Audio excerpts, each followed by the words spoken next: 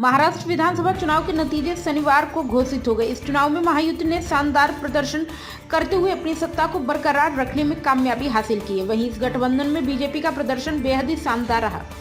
Party ने साल 2014 का रिकॉर्ड तोड़ दिया। पार्टी ने 132 सीटों पर सफलता हासिल की है। ये तीसरी बार है जब यहां विधानसभा चुनाव में बीजेपी सीट जीतने के मामले में शतक लगाने में कामयाब रही।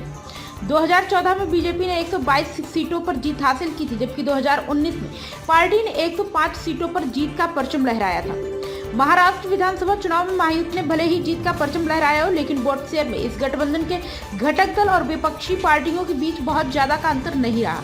यहां तक कि वोट शेयर के मामले में एनसीपी प्रमुख अजित पवार अपने चाचा शरद पवार की पार्टी से पिछड़ गए। अजित पवार को 41 सीटों पर जीत हासिल हुई और उनके वोट शेयर 9.1% रहा, जबकि शरद पवार गुट को महज 10 सीटें मिली, लेकिन उनका वोट शेयर 11.28% रहा।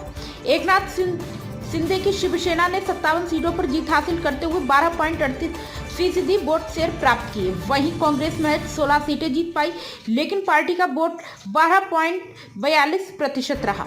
हाल ही में लोकसभा चुनाव में महायुति का प्रदर्शन बेहद ही निराशाजनक रहा था, लेकिन महज 172 दिन में ही राज्य की सियासी फिजा बदल गई।